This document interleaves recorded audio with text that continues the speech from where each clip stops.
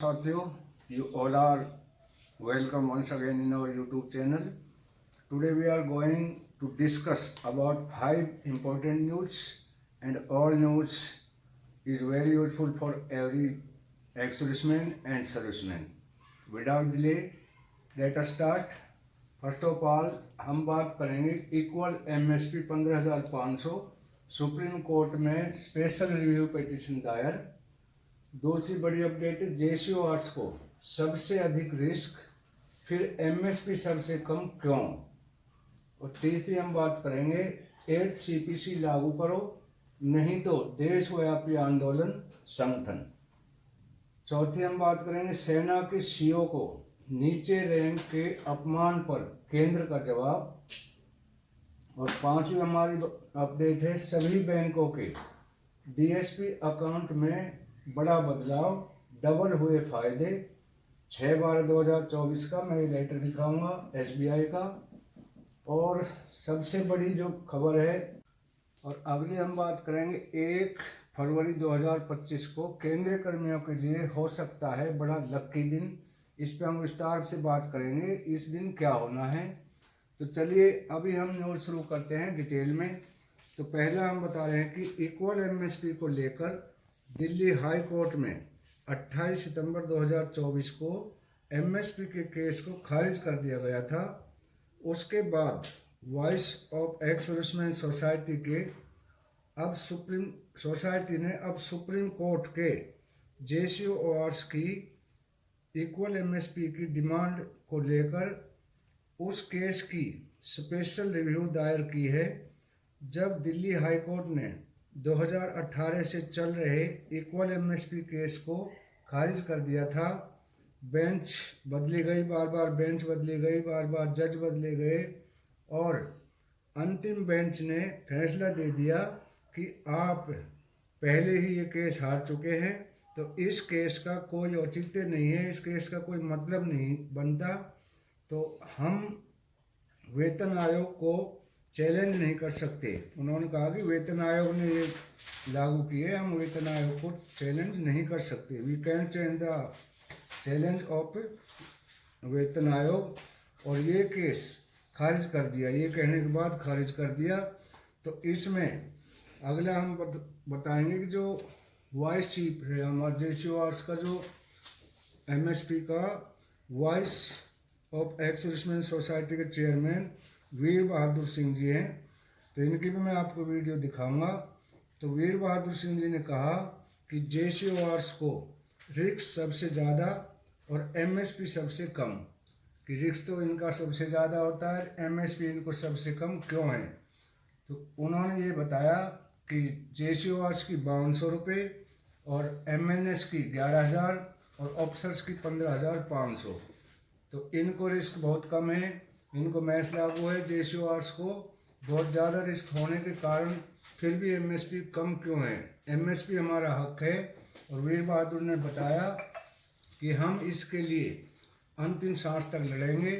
तो अब हमारे पास सिर्फ सुप्रीम कोर्ट ही एक लास्ट आस रही है। तो आप मेरा साथ दो, मैं आपके लिए अपने पैसे से, अपने दम पे, और मैं इस केस को अंतिम सांसों तक लड़ूंगा। तो इस पे उन्होंने जो याचिका है वो दायर कर दी है, क्योंकि इसका 3 महीने का टाइम होता है। एक बार हाई कोर्ट से हारने के बाद 90 दिन का टाइम होता है। तो 28 सितंबर को ये खारिज हुआ था, उससे पहले ही इन्होंने याचिका इसमें डाल दिए, स्पेशल रिव्यू उन्होंने पिटीशन डाल दिए, दायर कर दिए। अब उन्होंने कहा है कि इसकी सुनवाई जल्दी ही हो सकती है, और हमें जेसीओ आर्ट्स को एक नई आस दिखाई दे रही है कि इसकी सुनवाई 25 या 24 जनवरी को इसकी सुनवाई हो सकती है। तो उन्होंने कहा कि हम अपने हकों के लिए लड़ेंगे, क्योंकि सुप्रीम कोर्ट से अब एक फाइनल उम्मीद बची हुई है। वहीं कुछ संगठनों ने कहा है कि जब तक मोदी सरकार है तब तक इसे भूल ही जाएं। जेसीओ आर्ट्स के बारे में ये सरकार कभी नहीं सोचती, और ना ही जेसीओ आर्ट्स के हितों के लिए इन्होंने कभी कोई काम किया है। तीसरी हम बात करेंगे 8वें वेतन आयोग। 8वीं सीपीसी लागू करो, नहीं तो देशव्यापी आंदोलन। तो ये किसने कहा? जो हमारे सैनिक संगठन है, उन्होंने कहा कि 8वें वेतन आयोग और ओआरओपी को लेकर एक बड़ी खबर आई है। ये लेटर है, मैं आपको दिखाऊंगा, ये लेटर देखना, ध्यान से पढ़ना।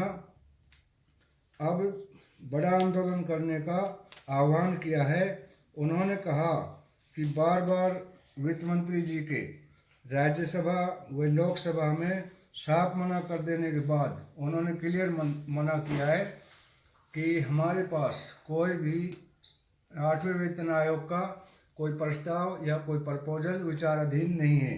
वो क्लियर मना कर चुके हैं।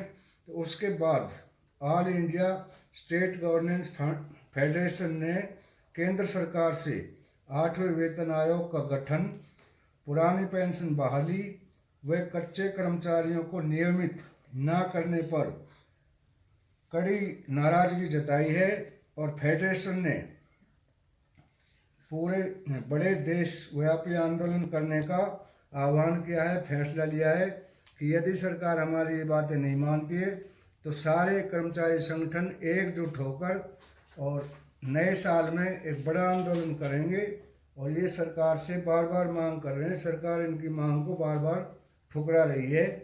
अगली हम बात करेंगे कि सेना के सीओ को नीचे रैंक के अपमान पर केंद्र का जवाब। तो सेना में कई केस डाले गए हैं, कई केस अधिकारियों के खिलाफ डाले गए हैं कि सेना के अंदर अफसर जो है जवानों को प्रताड़ित करते हैं, शारीरिक यातनाएं देते हैं और अपने से नीचे वाले जवानों को दबा के रखते हैं। तो इस पर उन्होंने, ये मैं लेटर आपको दिखा रहा हूँ, इसमें क्लियर लिखा है इस रिपोर्ट में, और पूछा गया है कि क्या ऐसा होता है। तो इसके जवाब में आया कि हाँ ऐसा होता है। तो इसके लिए उन्होंने केंद्र सरकार का उन्होंने सख्त कार्रवाई करने की मांग की है कि ऐसे अधिकारियों पर सख्ती बरती जाए ताकि सेना का संगठन सुदृढ़ रहे और सेना सशक्त रहे, सेना के जवानों का मनोबल ना गिरे। अगली हम बात करेंगे, लेटर में दिखाऊंगा, एसबीआई का है।